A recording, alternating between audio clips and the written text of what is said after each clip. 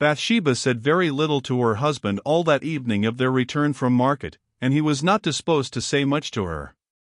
He exhibited the unpleasant combination of a restless condition with a silent tongue. The next day, which was Sunday, passed nearly in the same manner as regarded their taciturnity, Bathsheba going to church both morning and afternoon. This was the day before the Budmouth races. In the evening Troy said, suddenly, "Bathsheba, could you let me have £20? Her countenance instantly sank. £20, she said. The fact is, I want it badly. The anxiety upon Troy's face was unusual and very marked. It was a culmination of the mood he had been in all the day. Ah! For those races tomorrow. Troy for the moment made no reply. Her mistake had its advantages to a man who shrank from having his mind inspected as he did now. Well, suppose I do want it for races, he said, at last. Oh, Frank! Bathsheba replied, and there was such a volume of entreaty in the words. Only such a few weeks ago you said that I was far sweeter than all your other pleasures put together, and that you would give them all up for me, and now, won't you give up this one, which is more a worry than a pleasure? Do, Frank.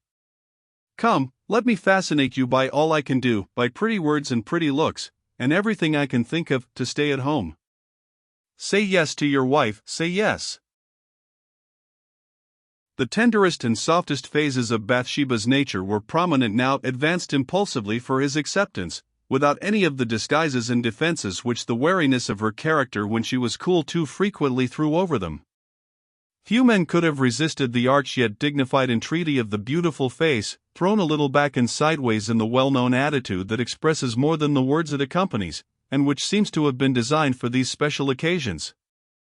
Had the woman not been his wife, Troy would have succumbed instantly. As it was, he thought he would not deceive her longer. The money is not wanted for racing debts at all, he said. What is it for? She asked. You worry me a great deal by these mysterious responsibilities, Frank. Troy hesitated. He did not now love her enough to allow himself to be carried too far by her ways. Yet it was necessary to be civil. You wrong me by such a suspicious manner, he said. Such strait waistcoating as you treat me to is not becoming in you at so early a date.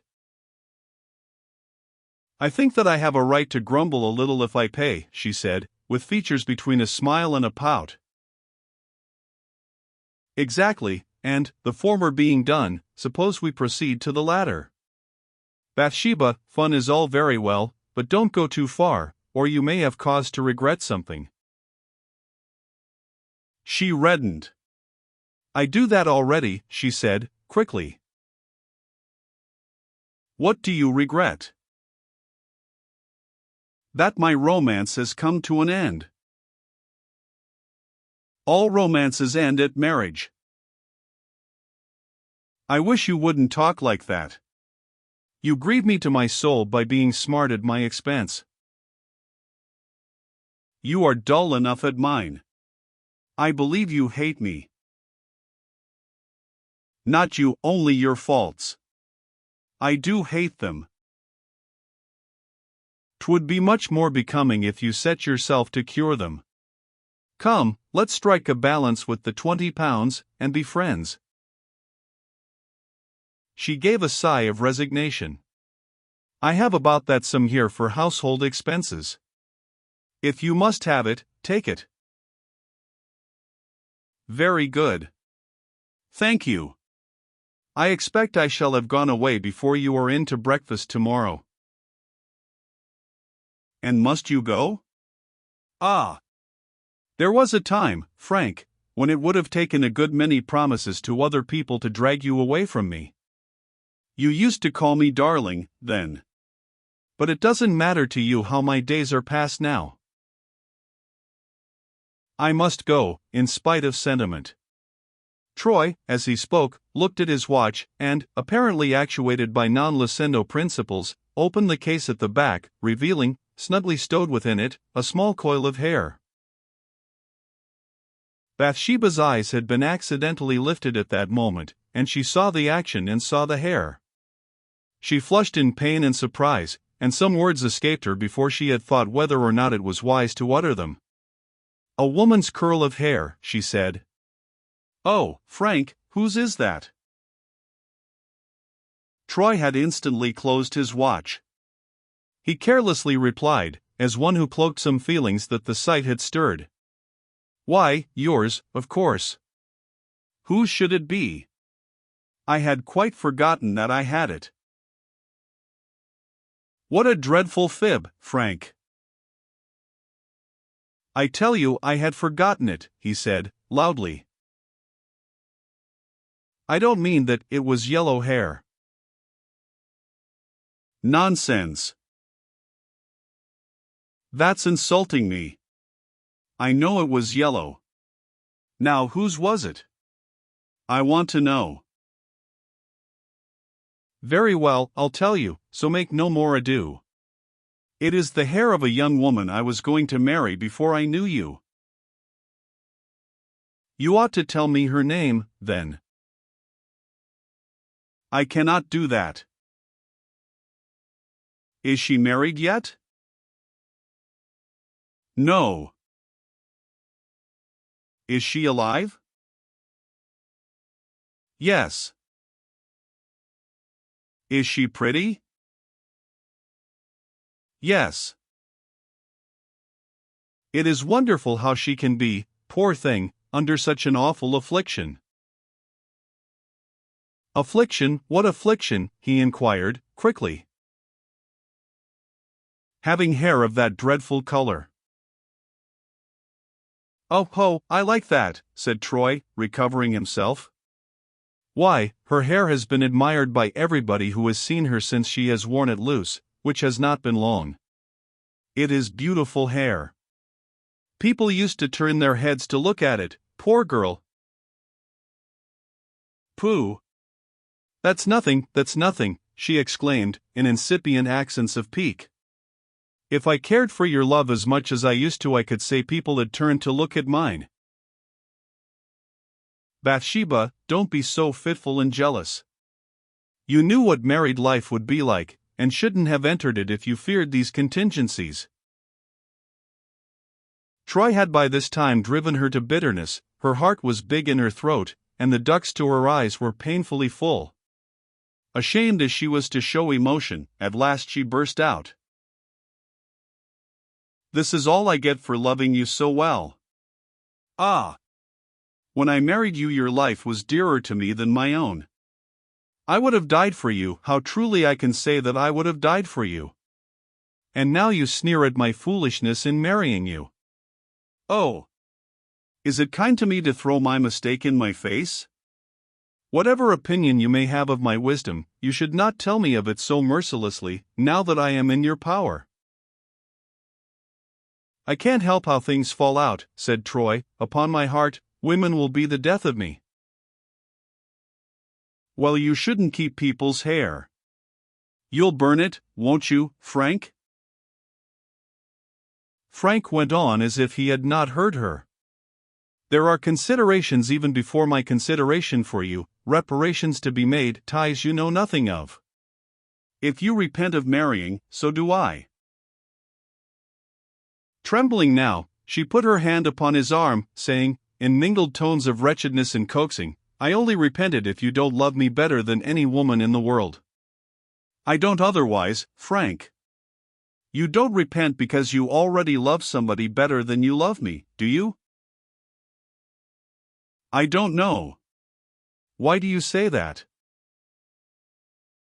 "You won't burn that curl. You like the woman who owns that pretty hair, yes. It is pretty more beautiful than my miserable black mane. Well, it is no use, I can't help being ugly. You must like her best, if you will." Until today, when I took it from a drawer, I have never looked upon that bit of hair for several months, that I am ready to swear. But just now you said ties, and then, that woman we met? 'Twas the meeting with her that reminded me of the hair. Is it hers, then? Yes.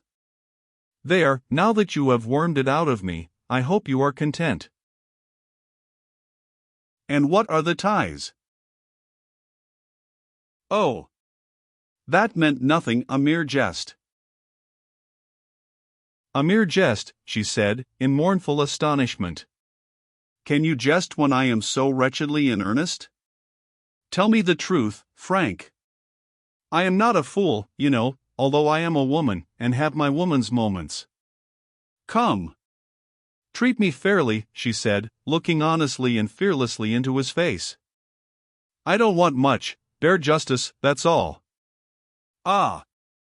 Once I felt I could be content with nothing less than the highest homage from the husband I should choose.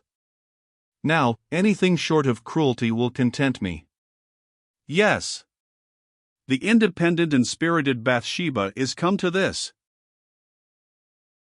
For heaven's sake, don't be so desperate, Troy said, snappishly, rising as he did so, and leaving the room.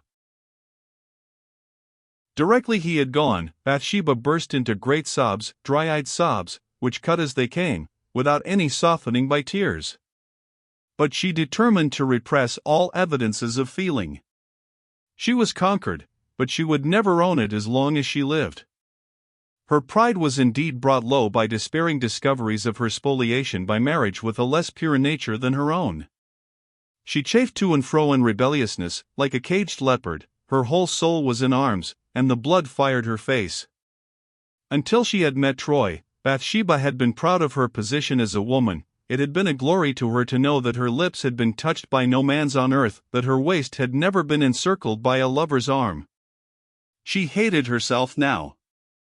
In those earlier days she had always nourished a secret contempt for girls who were the slaves of the first good-looking young fellow who should choose to salute them. She had never taken kindly to the idea of marriage in the abstract as did the majority of women she saw about her.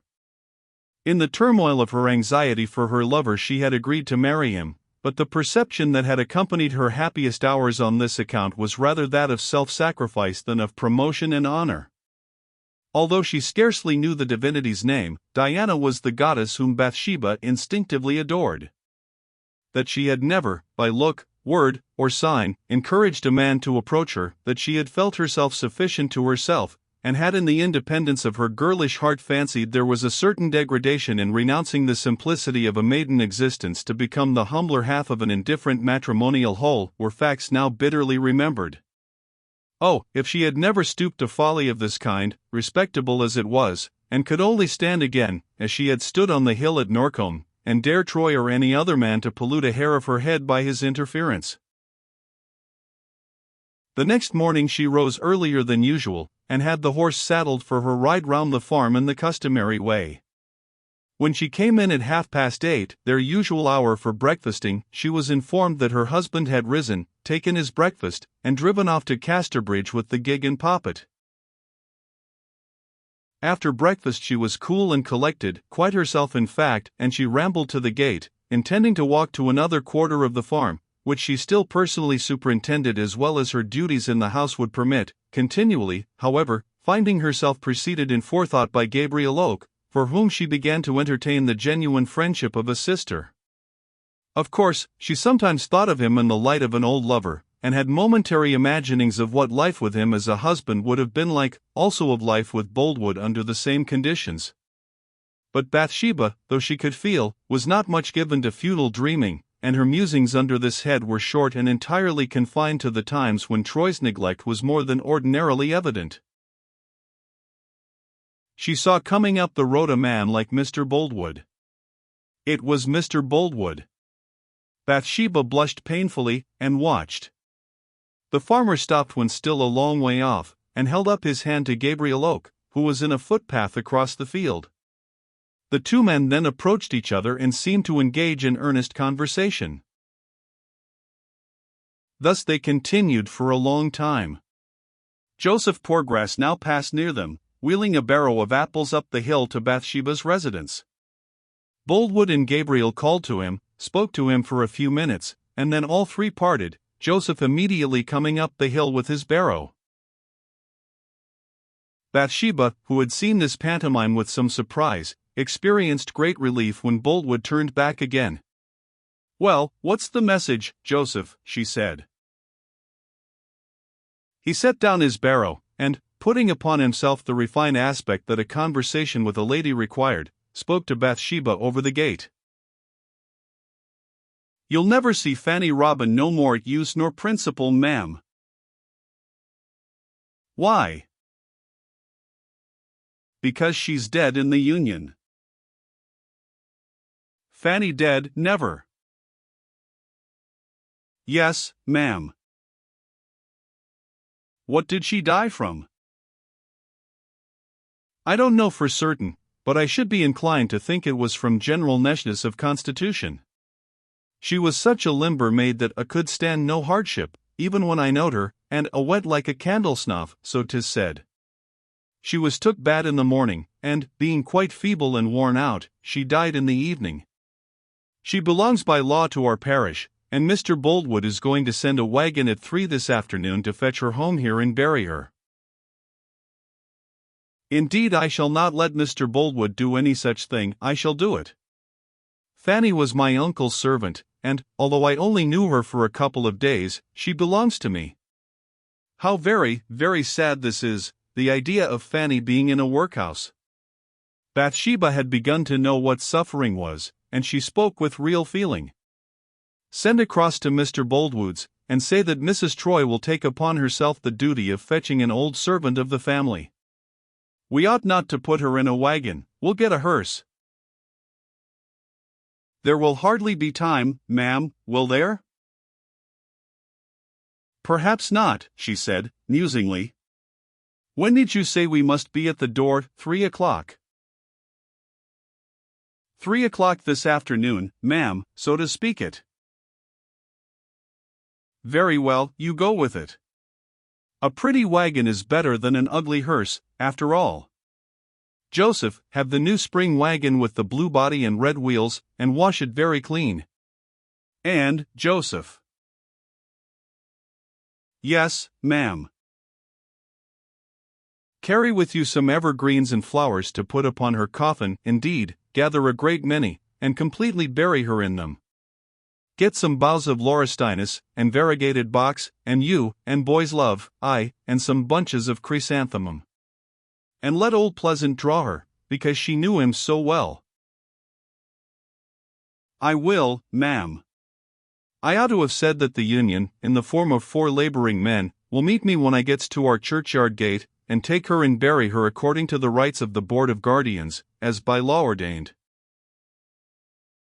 "Dear me, Casterbridge Union, and is Fanny come to this?" said Bathsheba, musing.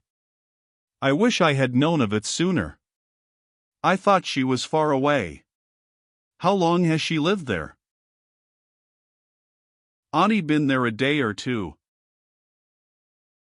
"Oh, then she has not been staying there as a regular inmate?" "No. She first went to live in a garrison town t'other side o' Wessex, and since then she's been picking up a living at seamstering in Melchester for several months, at the house of a very respectable widow woman who takes in work of that sort.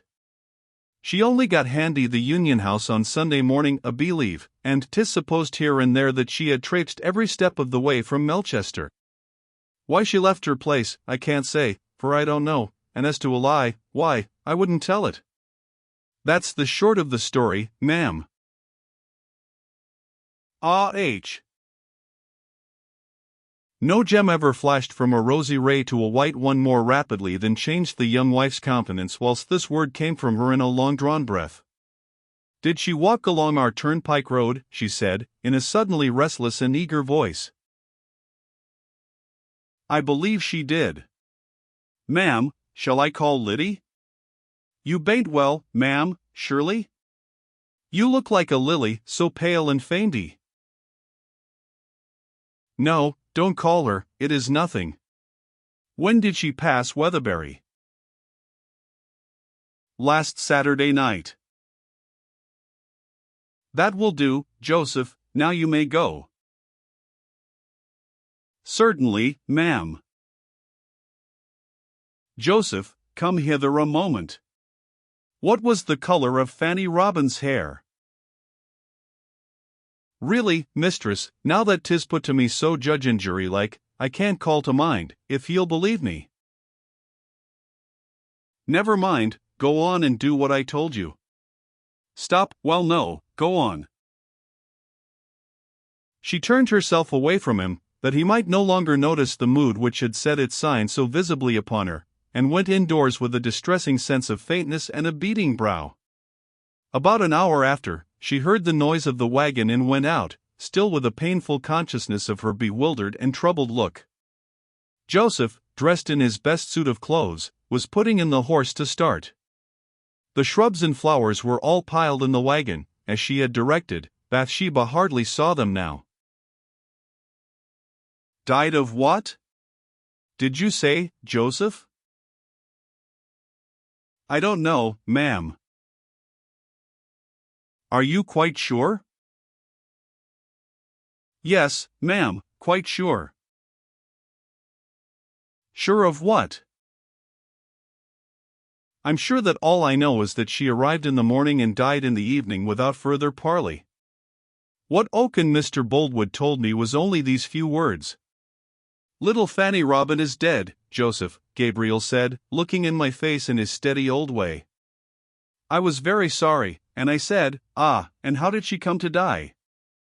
'Well, she's dead in Casterbridge Union,' he said, 'and perhaps 'tisn't much matter about how she came to die. She reached the Union early Sunday morning, and died in the afternoon, that's clear enough.' Then I asked what she'd been doing lately, and Mr. Boldwood turned round to me then, and left off spitting a thistle with the end of his stick. He told me about her having lived by seamstering in Melchester, as I mentioned to you, and that she walked therefrom at the end of last week, passing near here Saturday night in the dusk. They then said I had better just name a hint of her death to you, and away they went. Her death might have been brought on by biting in the night wind, you know, ma'am, for people used to say she'd go off in a decline. She used to cough a good deal in winter time. However, 'tisn't much odds to us about that now, for 'tis all over." "Have you heard a different story at all?" She looked at him so intently that Joseph's eyes quailed. "Not a word, mistress, I assure 'ee," he said. "Hardly anybody in the parish knows the news yet." I wonder why Gabriel didn't bring the message to me himself. He mostly makes a point of seeing me upon the most trifling errand. These words were merely murmured, and she was looking upon the ground. "Perhaps he was busy, ma'am," Joseph suggested. "And sometimes he seems to suffer from things upon his mind, connected with the time when he was better off than he is now. A's rather a curious item, but a very understanding shepherd, and learned in books." "Did anything seem upon his mind whilst he was speaking to you about this?" "I cannot but say that there did, ma'am. He was terrible down, and so was Farmer Boldwood." "Thank you, Joseph. That will do. Go on now, or you'll be late." Bathsheba, still unhappy, went indoors again. In the course of the afternoon she said to Liddy, who had been informed of the occurrence, "What was the color of poor Fanny Robin's hair?" "Do you know?" "I cannot recollect, I only saw her for a day or two." "It was light, ma'am, but she wore it rather short, and packed away under her cap, so that you would hardly notice it. But I have seen her let it down when she was going to bed, and it looked beautiful then. Real golden hair." "Her young man was a soldier, was he not?" "Yes. In the same regiment as Mr. Troy. He says he knew him very well." "What, Mr. Troy says so? How came he to say that?" "One day I just named it to him, and asked him if he knew Fanny's young man. He said, oh yes, he knew the young man as well as he knew himself, and that there wasn't a man in the regiment he liked better." Ah! Said that, did he? Yes, and he said there was a strong likeness between himself and the other young man, so that sometimes people mistook them. Liddy, for heaven's sake stop your talking, said Bathsheba, with the nervous petulance that comes from worrying perceptions.